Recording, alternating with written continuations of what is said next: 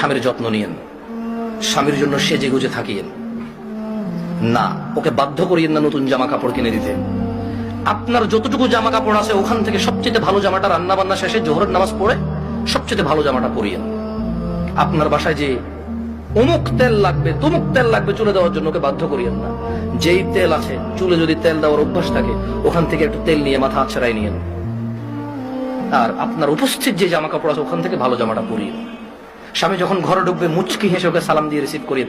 ও যদি সালাম দিয়ে ঢোকার জ্ঞান রাখে, যোগ্যতা রাখে, অতটুকু ইবাদত করার যদি ওর মন মানসিকতা থাকে তো থাকলো, আর নাহলে আপনি ওকে রিসিভ করেন হাসি মুখে।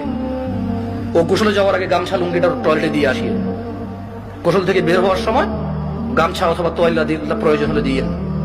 এরপর জিজ্ঞেস করিয়েন ভাত কি খাবে এখন নাকি একটু পরে। যদি বলে যে পরে খাবে কিছুক্ষণ পর আবার জিজ্ঞেস করিয়েন ভাত খাবে কিনা। ও যদি পছন্দ করে যে ওর বাবা মা বোন এদের সাথে ভালো আচরণ করা যদি ও পছন্দ করে আপনার পক্ষ থেকে, আপনি ওর বাবা মা বোন এদের সাথে ভালো আচরণ করিয়েন। ওরা যতই কটু কথা বলুক আপনি ওর বাবা মা বোনের বিরুদ্ধে ওর কাছে বিচার দিয়েন না। যদি ও পছন্দ না করে বিচার একটু সহ্য করিয়েন। যখনই আপনাকে বিছানাটাকে যাবেন কখনো রাগ করে বাপের বাড়ি চলে যাবেন এটা বলবেন না। ও যদি আপনাকে বলে এবার তো অনেকদিন হচ্ছে যাও না, 2-1 দিন ঘুরে আসো, সমস্যা নেই, তোমার বাবা মাও তো তোমাকে দেখেন অনেকদিন।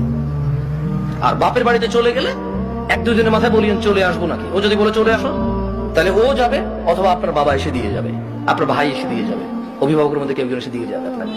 এটা আপনি খেয়াল রাখবেন। যদিও আপনার প্রতি রাগ করে আপনি উল্টা রাগ করিয়েন না। আপনি একটু ইতস্ত হয়ে একটু নার্ভাস ফিল করিয়েন। আধা ঘন্টার মধ্যে যদি ও সরি না বলে আপনি সরি বলে আবার ওর সাথে মিলিত হয়ে যান।